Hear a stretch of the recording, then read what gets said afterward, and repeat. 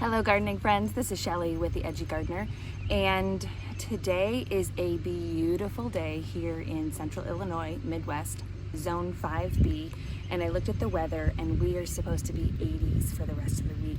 So my plan was I'm going to dig out a grass and replant a bird's nest Norway spruce. That was my plan. I was so excited, but I came out to the garage to gather my supplies and I have not been in these supplies for a few weeks, so I had to clean off my tools, I had to gather all of my pruners, I started organizing, and then I came outside and I looked at some of my pots. Look at that. They're bedraggled, they're gangly and leggy and just not vibrant at all. So first order of business today is to see if I can rescue my pots. This is the beginning of August. They have been beautiful up until now, and they have suffered some extreme heat, some torrential rains, some gale force winds. I mean, they have been troopers. So now I think they need some love. So I'm going to fertilize each one of them, give them a haircut, and hopefully that haircut and fertilization will encourage them to give me another flush of blooms. And like I said, this is the beginning of August. We do have an event here at the house at the end of August, so I think I am in time. So let's get started.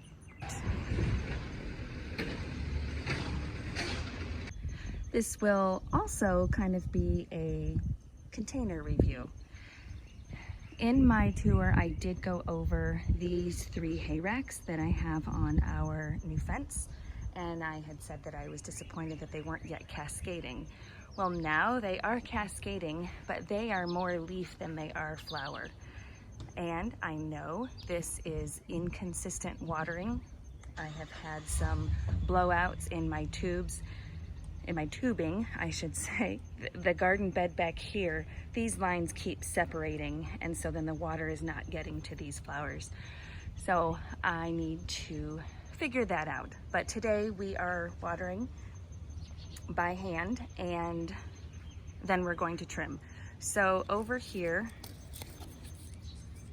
I have the Super Bells Double Blue, proven winners, and then it is the Silverberry Super Petunia Vista. They're cascading. I don't know what's being focused on here. The tall pink ones are the Angel Face Perfectly Pink Angelonia. And you cannot tell in this one, only in the last one, I do have Diamond Frost Euphorbia. So I think that got too dry, and then it just didn't recover, and it was eaten up by Super Petunias. And then I also have some English ivy, which I thought would be doing much better. The Super Bells are doing okay, not fabulous, just not great. I think I will be giving the biggest haircut to the Silverberry Super Petunias and just a little bit to the Super Bells, but I think the Super Bells are a bit thicker, so I'm going to just go easy on them. This is all experimental.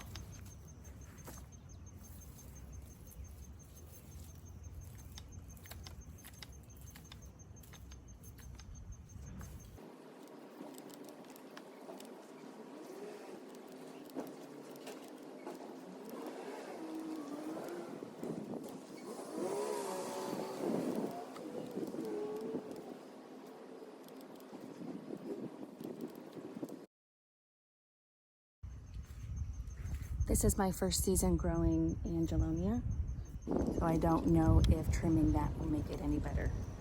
So I'll only do a few of them.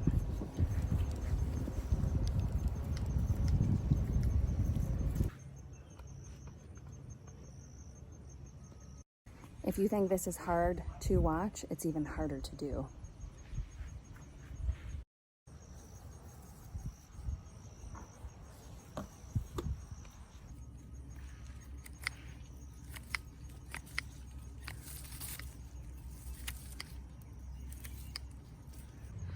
Okay, I hope I just did some good. So you see the super bells. There's hardly any silverberry blooms. I just couldn't take all of them. Angelonia is looking great. I did end up trimming the ivy back just a little bit where it was getting leggy, so hopefully it will be full like this. And so this one is the only one where you get the most display of the diamond frost euphorbia.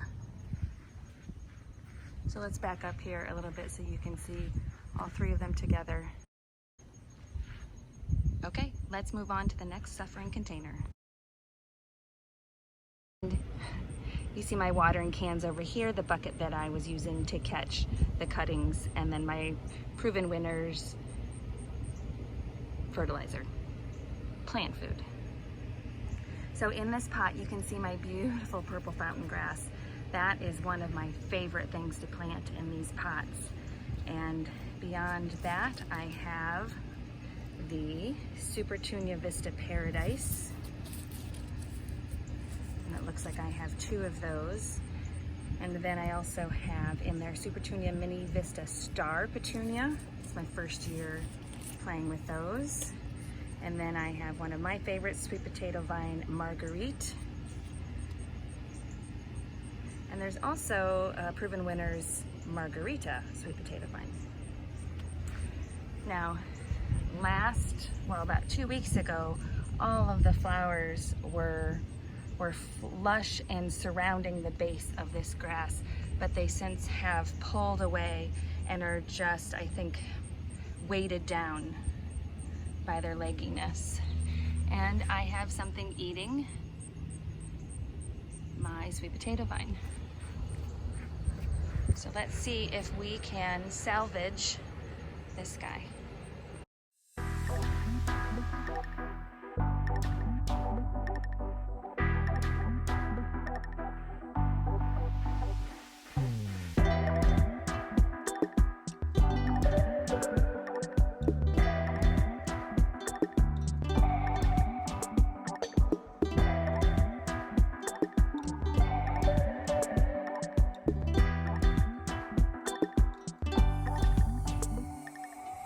Let's take a look at this.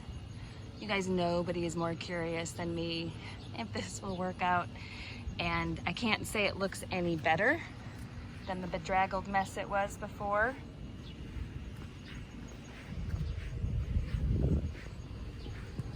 But I was pretty harsh in my cuttings.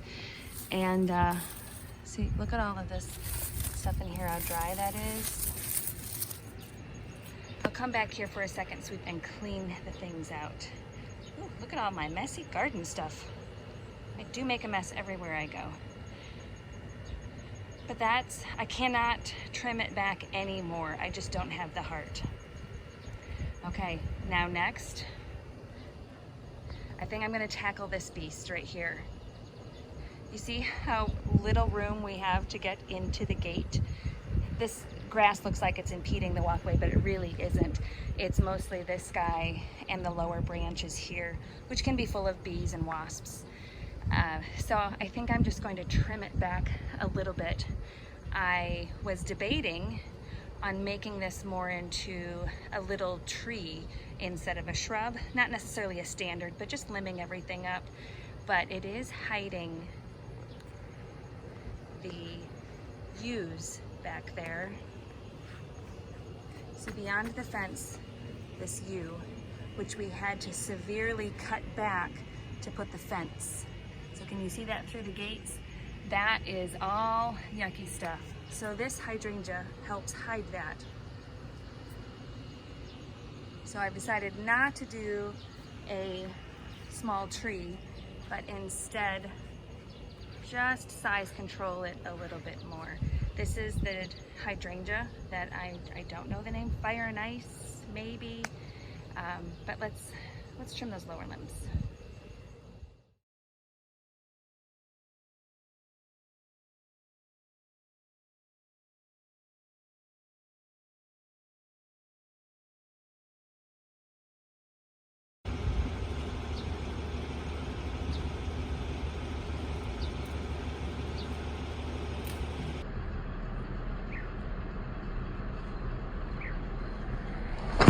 I think I have mutilated this trusty hydrangea quite enough. Let's take a look. Okay, so here it is after our pruning. And you know what? It is not an even job. It is not a great shape right now.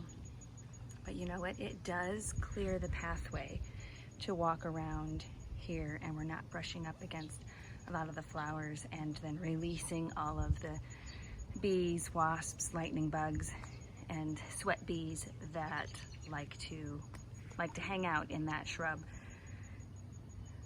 I think next spring I will prune this, size control it a lot more viciously.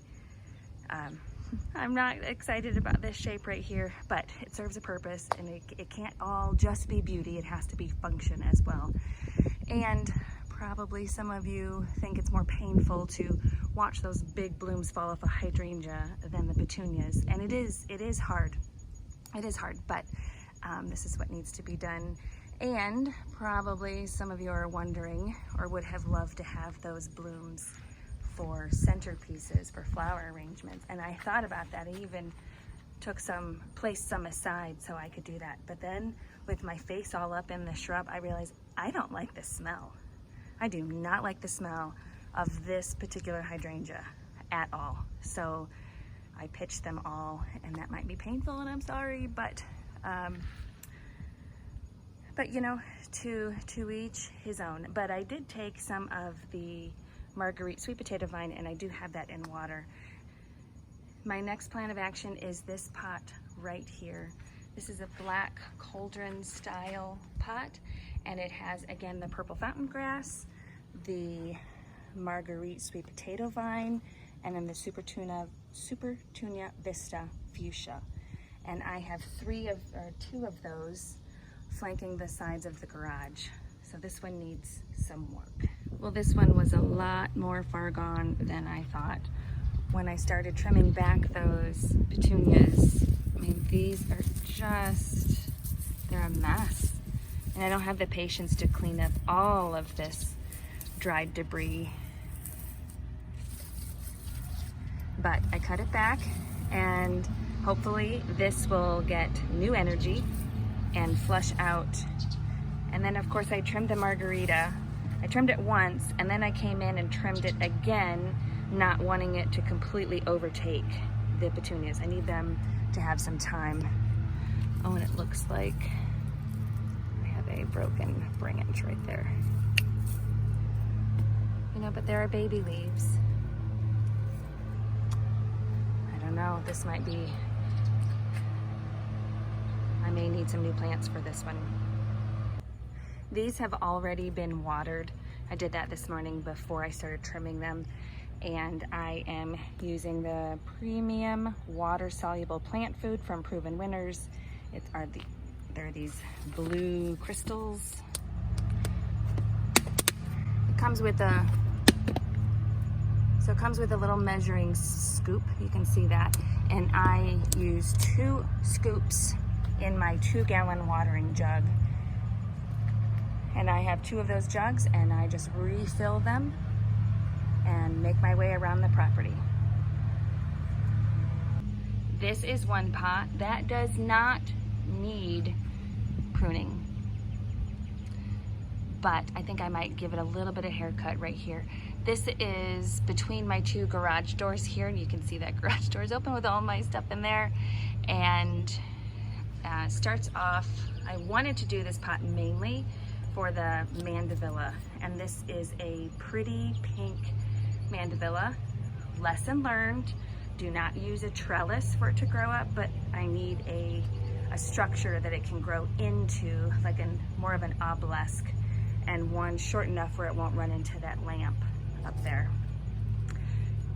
So it did not look the way I imagined it to look, but I have plans for next year. So what I have in here are the Superbena Royal Cherry Burst. It's my first year planting those, and I'm really happy with them. Then over here, I have Dark Night Lobularia. And And then in the middle, I have the Supertunia Mini Vista Pink Star. So these have done really well with each other. The Pink Star obviously is sort of the star of the show, but the way these peek through is really cute. And then I just can't do a pot without some purple in there, so the Lobularia is doing really good too. So this one I'm really happy with.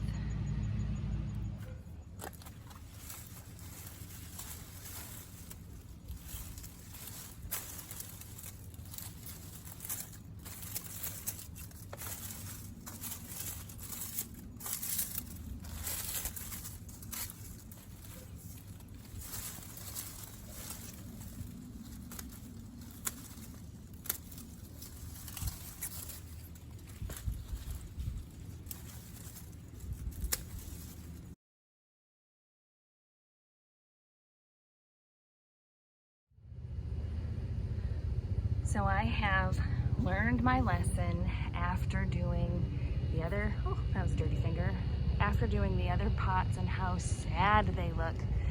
So here is a little corner area, the driveway over here on this sidewalk, and I have Supertunia Vista Bubblegum, and then the white Supertunia Vista, which I can't think of the name of that, but it's a Proven Winners white Vista. And then I have some variegated irises there. And this looks very healthy. Didn't look bedraggled or leggy like the other ones did, but I still needed to trim it up just so it wouldn't look leggy. So the bubblegum, oh look, my nails match the bubblegum. I just trimmed it along here so my hole digger could get the mower through here so I didn't have grass sticking up. And then I decided to do succession pruning on the petunias. So they were hanging way over here, and I just trimmed up the bottom, and then I trimmed up just a few of the top layers. And then maybe in a week or two after those flush out, I'll come back and trim the other ones. So maybe it's a two-step process so I don't lose my entire look like I did with the pot up here. So I've tried both methods, the Savage haircut and the nice haircut. I love this view right here, and these petunias have helped with weed control and a little bit of soil erosion. See, that corner is empty, and whenever I water, the soil comes down and makes my driveway all dirty. Then my hole digger comes with his blower and he blows all the dirt off. But so, lesson learned, we will do succession haircuts. So this is much later in the day. I did the driveway pots and then I had to go to work. I thought I was going to get so much done today. I had big plans, and I ended up finishing absolutely nothing that I had in my plans. But every garden project done is a good garden project. So let me show you the end results of what we did today. We have seen these hay racks. Gosh, the name was escaping me. And so now that the sun is on the other side of the house, you can see it a little bit better. You know, it's not as glary. Well, then I just cleaned my screen and it's even better, but you can finally see the diamond frost euphorbia. So anyway, these don't look fantastic. They really don't. But I'm hoping that they will flush out. And again, those petunias, gosh, my fingers are crossed. And the hydrangea that we pruned there for size control. This little grouping here, I just took some off the white petunias and, like I said, a little bit off there. This pot, you can't even see that I have petunias. And I did take some off the lobelia, and then a little bit off the bottom of my candy stripes there. And those mandevillas, they are just reaching out everywhere. Can you see those arms? That's why I think I need more of an obelisk. They just don't know where to go. And then the last pot over here, which I didn't do on camera because it was really, really bright and I was getting in a hurry. But I didn't have to take the whole portion of the petunias because they did look healthy up top. And when I was cutting these, I was sort of thinking about the succession trimming. Oh, and I didn't know that my paint is chipping off. So I am here now at the end of August, and I just wanted to give an update on the savage pruning cutting that I did on my petunias. It is hot and very bright out right now, so I'm gonna put my sunglasses on and let me show you about 3.5 weeks after that first video, or what you just watched, was filmed. Here we go. So we'll start with the hay racks on the fence here, and you can see that they have bulked up top. I didn't get the long cascading version, but they did all three bulk up very, very nicely. My Angelonia there did sprout. It was really tall and lanky, so I did cut that back, but I really am happy with the fullness of it. And you can't really tell so much in this one about the ivy. I guess that ivy just didn't do as well as the other ones, like here. And then this one has the best looking ivy. I won't repeat the ivy. It wasn't as prolific of a grower as I thought. I'll actually rework my whole idea with these next year, except maybe these. Those I think are fabulous. So happy with that project. Okay, so this front pot with the purple fountain grass and the petunias, look how they bulked up. Both of them did. Now I could have cut back the sweet potato vine a little bit more so it was a bit even. I just didn't want to take that much off, but it looks really, really good. Now, this pot next to the garage, I think I was a little bit too rough on. Now, the sweet potato vine, didn't take a whole lot out of that. That is still big and bulky, still getting eaten up by something. And then these petunias are flushing back. However, if I come over here, these petunias, you know, a few more weeks and I think they would look great, but I think they were too far gone, or I cut them back way too harshly. And when you stand back, you can actually barely even see the petunias over there. So I have learned a lesson for next year. And remember, I did cut this hydrangea. Again, it doesn't have the best shape because we have all these blooms over here, and then sort of it's a severe cut over here. But I do like the increased area of walkway. Now for the middle pot between my garage doors, you can see we had our party last night, and there's our smoker that was going non-stop all night.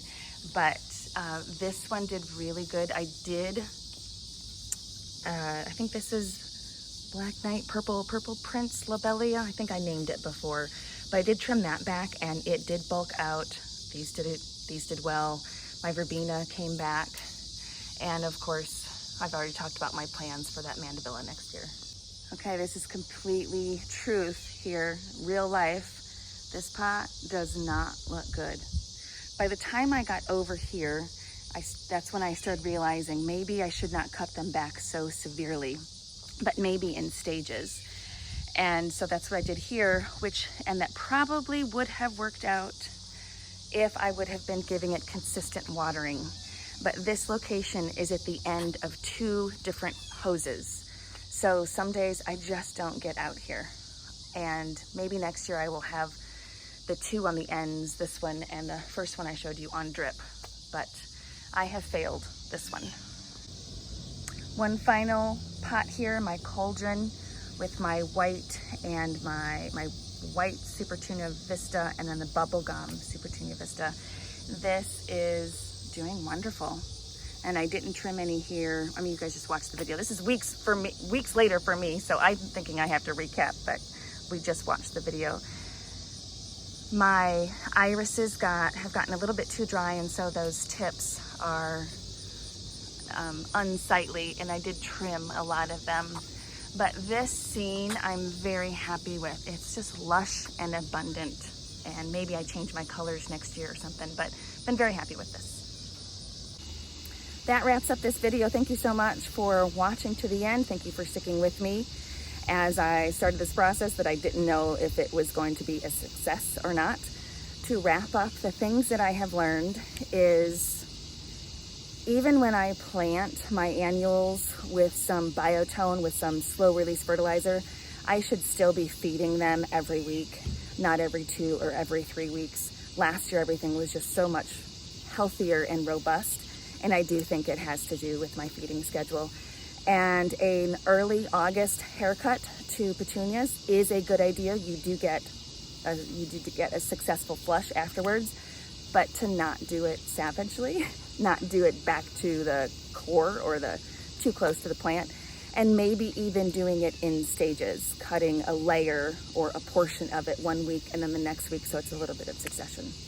Anyway, we are learning all of the time, and I do hope that you learned something today. And if you have any tips or tricks for me, please leave them in the comments below.